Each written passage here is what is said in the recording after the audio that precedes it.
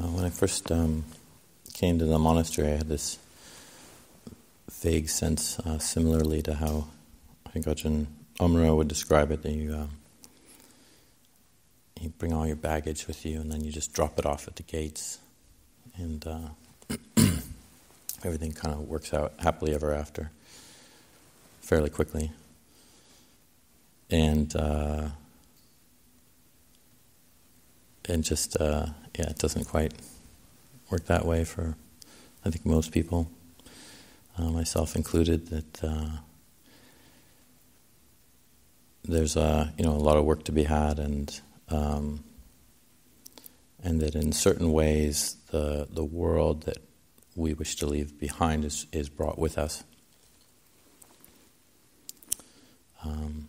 These are our old habits, ways that we, in sometimes skillful but many times unskillful ways, we've led our lives.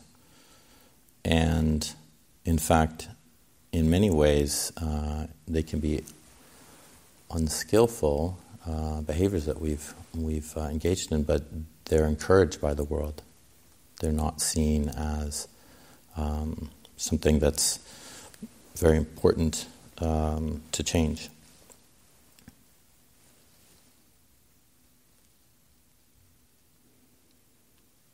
So this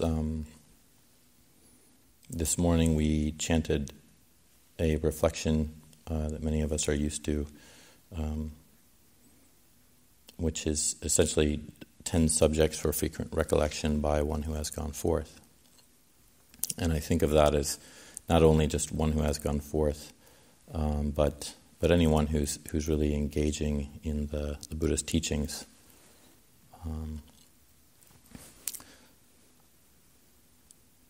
They're reflections for us to use, and that first reflection that we have is translated.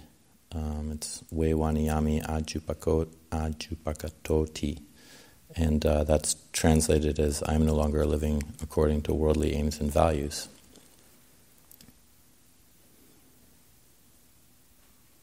The actual translation is, I think it's Vewaniyami, which is like change or diversity.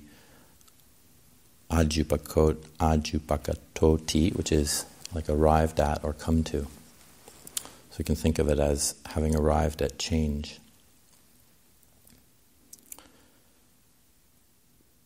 But the translation that's given to us in the chanting book is similarly useful in that way. I'm no longer living according to worldly aims and values. So it's a sense of change in station in the way that we have an outlook in our lives towards what's of value to us.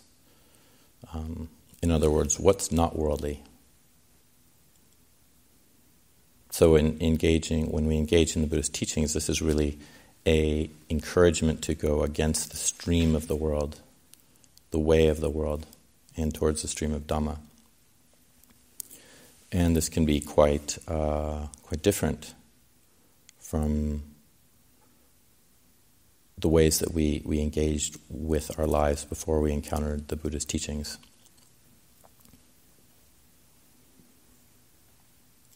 And because they're sort of encouraged by the world, the ways that were perhaps unskillful for us, they're hard. It's something that was easy for us to follow. It was like, in that way, it was the path of least resistance. So doing something like taking the 5 precepts or the 8 precepts or guarding our sila, that's trying to come to a moral change is very important. Our aims and values in that way allow us to restrain ourselves from engaging in what is not helpful for us and what is harmful for others, and thus harmful for ourselves.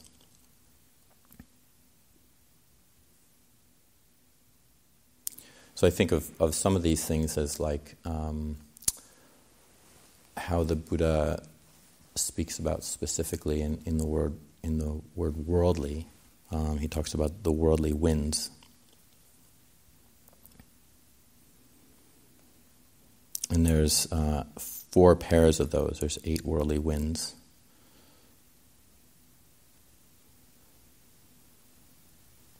So those are gain and loss, fame and disrepute, praise and blame, and pleasure and pain.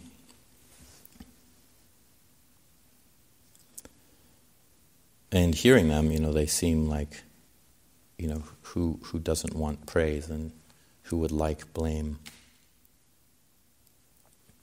But in terms of how the Buddha talks about them, we think about winds. When I think about wind, I think of something that is pushing, is like a flurry, or unsteadying. And so I think that, or we can think of it as just pushing one along. So if it's a worldly wind, it's pushing us in a direction. And that's in the direction of really caring about these things. And in a sense, taking refuge in them.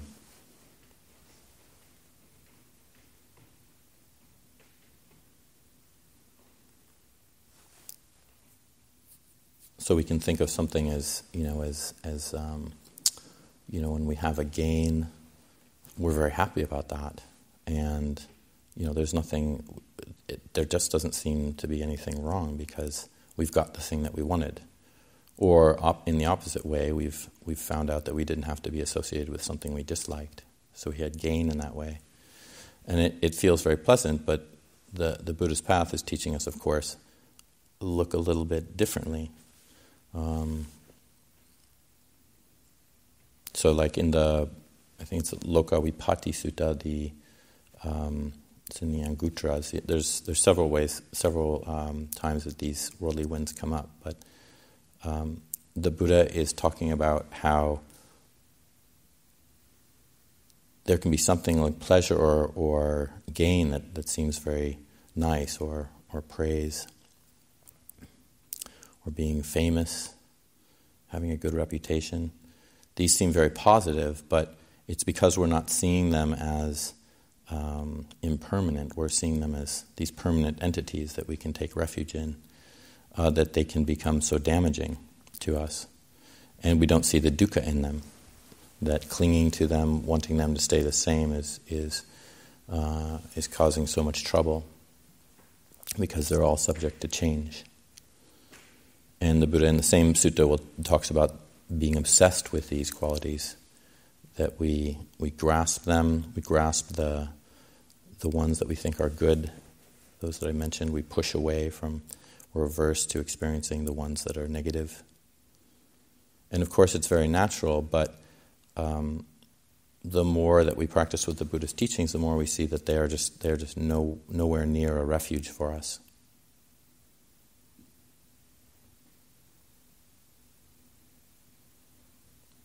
I remember asking Longpo Pasano one time about this, just about his decision making, and how I've heard in the past that, and I've seen in myself, people just are not happy with a decision that he makes. How can you please 20 or 30 different people that you live with? Let alone all the people who are also involved in those decisions that are outside the monastery. And it was Lumpor's response was interesting. Perhaps you've heard me say this before. He just said, "Oh, that's easy." And I said, "That's easy, like not having dealing with people's disliking of you or your decisions." And he said, "Yeah, that's easy." And I just was so surprised, because I find it quite the opposite, extremely difficult. And I said, "What do you mean by easy? What is easy about it?" And he said, "Well, I just see the dukkha in it. It's just so much suffering to be clinging to what other people think of me, or what I like, whether they dislike me or not. And I just see the dukkha and associating with that, and the clinging around it, and I don't want to be associated with it at all. I don't want to be involved in it. And I really appreciated that word, involved. Because if you think about it, like we're sitting here meditating, somebody might come up in your mind, some person, and that can generate, that can be really, these worldly winds can be generated. Like you might have pleasure thinking about them, or there might be some pain.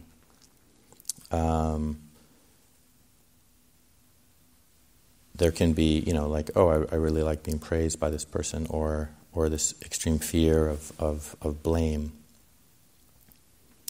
can never be looked at kindly or liked by a particular person. And the idea of then experiencing that, let's say we're sitting here meditating and some of that comes up, and what does the mind do? It gets involved. It gets into the story of this person said that to me, or doesn't like me, or I think one of there's a funny sutta the Buddha teaches where he's talking about what monks might wish for, and says how one monk is saying, that I might be asked to give the Dhamma talk, and these other monks are not asked to give the Dhamma talk, or may I, get the finest food, and these other monks not get the finest food, or and get the robes that I want, or on and on it goes. And it's humorous because I've definitely had some of those thoughts come up in my mind. And it's just, 2,600 years later. Luckily, it's more of a thought that's arising. It's not something that obsesses my mind, but I do see where the involvement around the fear around blame or the seeking praise can cause a lot of problems. And the mind can get very attached to the praise, or really wanting to not have any kind of blame come to it. And so we try to not really get involved, and what I think that means is not that there is an ignoring of these qualities. It's just like I'm not going to experience it, but we see that the mind might be moving into a worldly wind, very much afraid of disrepute, losing one's reputation, being outcast. And this is, I think the Buddha saw this, for example, in this one, creating is in such depth, because just as like, why would that be so important? He actually has two worldly winds that are associated with that. With like disrepute and blame. They're very similar to each other.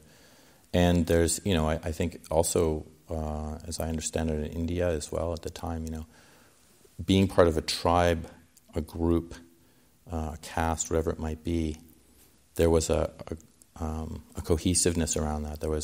One did not want to be outcast. And in fact, one of the ways that when we have a serious infraction of one of our rules is that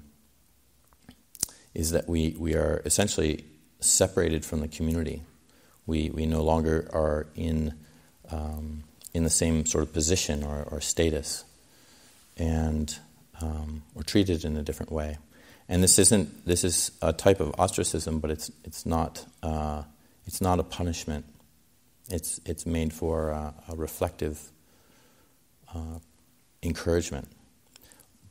But at the same time, there can be that great fear of being on the out. And I think in a community, this can be very strong. So the last thing we would want is to, make a big mistake or have others lose faith in us. So what this is getting at, what I was talking about before, is that it's not the Buddha was teaching that these are not a refuge. We can become obsessed with them, but they're not something to get involved with. They're not something to be obsessed with. They're not something to value. And so what we're doing with our lives, practicing the Buddhist teachings, is really developing a pathway that is not dependent on worldly conditions, that allows us to be quite independent of that. And that's why our refuge is usually a refuge of going in, seeking an inward direction, and trying to understand our own suffering, rather than running away from it in the world, in the worldly sense.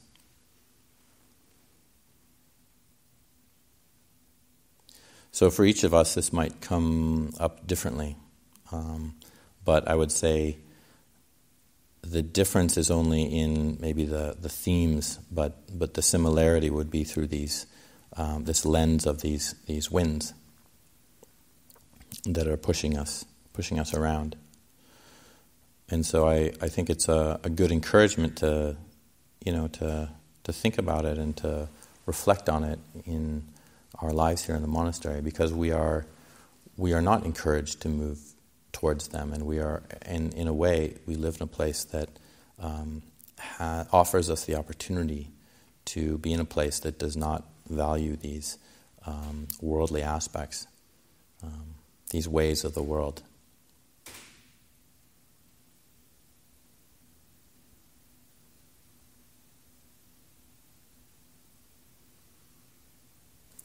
So there are, I think, things that can help us in terms of trying to build that refuge within, but it's kind of essentially not being fooled by our own minds.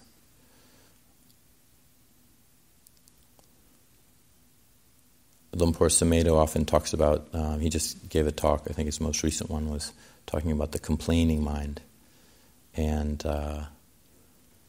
I can really, kind of understand where he's coming from when he talks about that.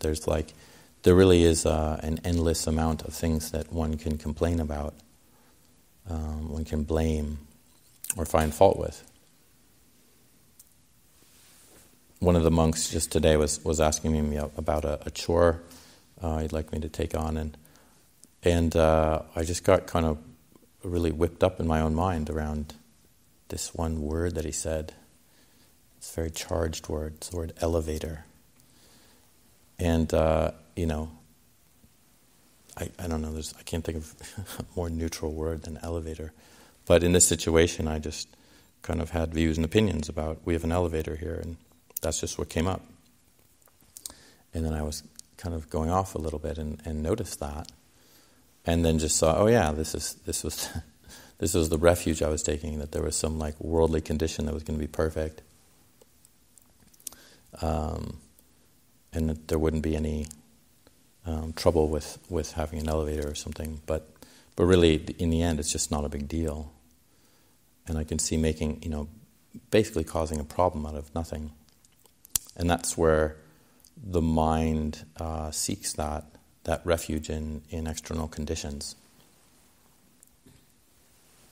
That sense that if I just had my views and opinions met, if I everything that I felt critical about was changed, if I got everything that I wanted, all the people were nice to me, and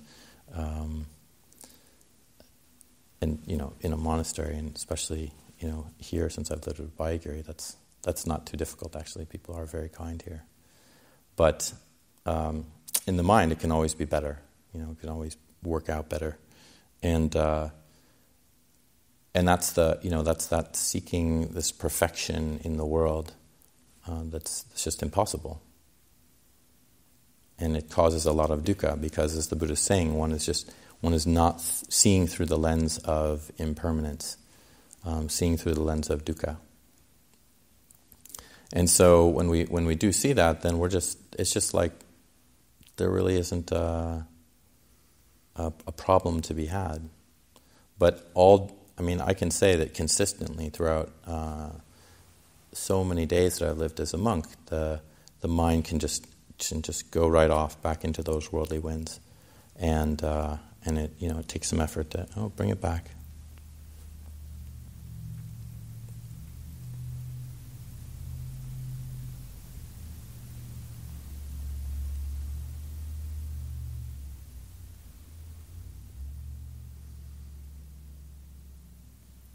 So that that's kind of the most basic of all of these is this pain and pleasure, and how much we orient our needs and our ways of interacting with the world based on those two experiences. It's a very rare person that would say, "Oh yeah, I'm fine with pain. Doesn't matter. It's not a problem for me." And so we're really trying to adjust things to see things as just essentially not as a big deal. When we have to face adversity in our lives, it could be total. As Lumpur Sumedho said, ostracism. I think one of his talks, he said, I'd be all right if the Sangha threw me out. I think it'd be fine. They just wanted to get rid of me, told me I had to leave. And so, we're kind of doing our best to come to that point where it really would be okay for that to happen. And so we need to often go against this worldly way. Ajahn Cunda was saying this morning that he was making a decision about something that was he saw one can make a decision out of fear for basically what I think is disappointing somebody or some people, or make a decision that one feels right about, feels is the right thing to do, and is then willing to deal with that fear. And of course that's directly going against those worldly winds, to be able to say, yeah, it's okay to be blamed. It's okay just to be blamed and then not get involved in it. Not allow the mind to become obsessed.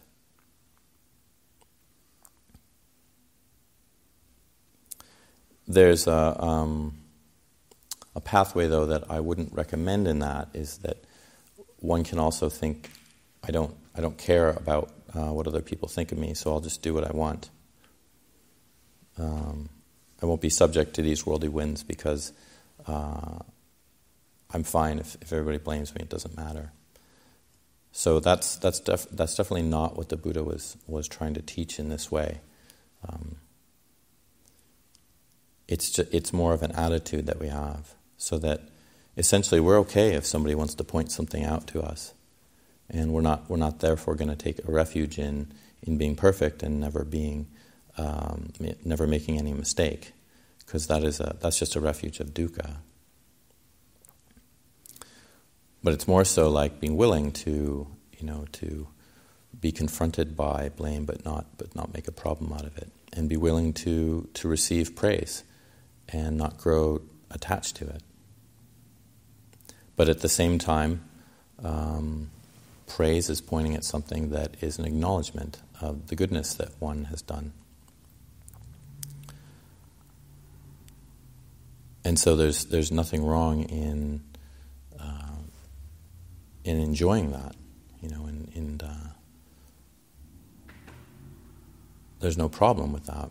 But it's the attachment to it that, therefore I won't receive blame, or this defines who and what I am, that causes the problem with us and our sort of the attitudes we have or we carry around.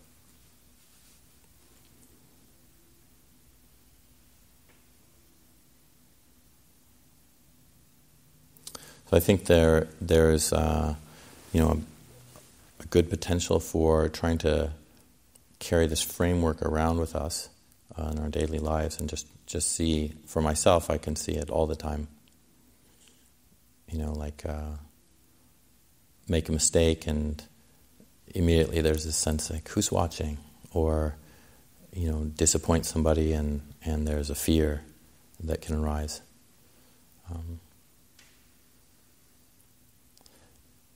And sometimes, there are ways that we can remedy these problems in our life, especially in community.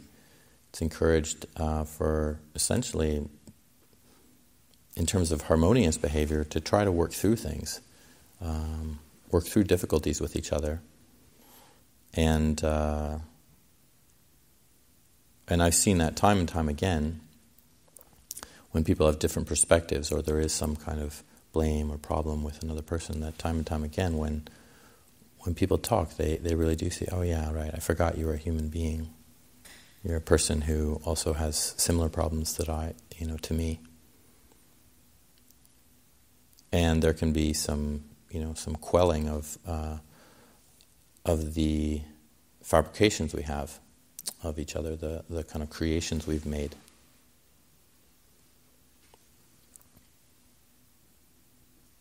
So we also want to sort of confront those, when there is when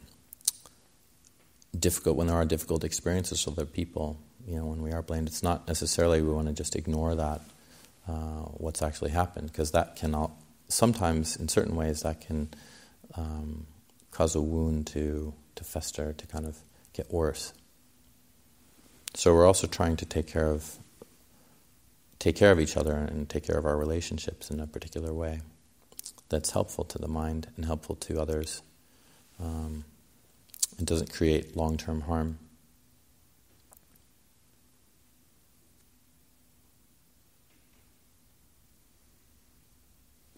And sometimes it's not possible, there isn't potential for that. One or both people just can't figure that out.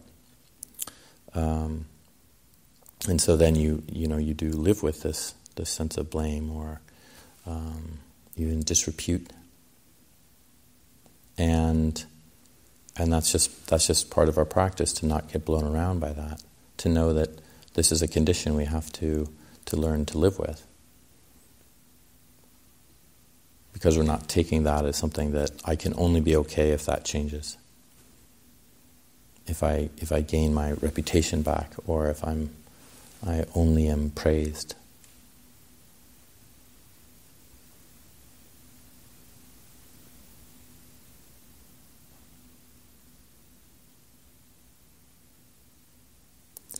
So this is an encouragement around using these worldly winds as a lens. And also to, a lens we can look, ask ourselves how much we're being subject to these, and also though how we can keep asking the question to ourselves, like, well, how can I not seek refuge in them, but refuge in what is essentially unchanging.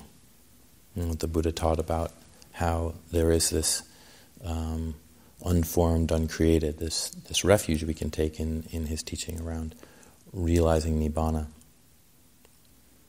And that any kind of conditions that we take refuge in, especially these worldly conditions, just how unbeneficial they are, and how helpful it is to break the habits of seeking them as something that we can gain satisfaction in, or that we can make permanent, or find a solution around that will kind of help us get what we want in these, out of the world.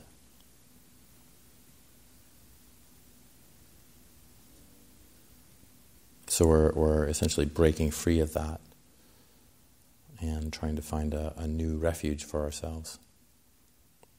And that's where the triple gem arises, or the foundation of experiencing or looking to our experience through the Four Noble Truths, following the Eightfold Path. And through that, there's often a confidence in going in as being the pathway to what allows us to have a true refuge from suffering. So I offer those words for some reflection.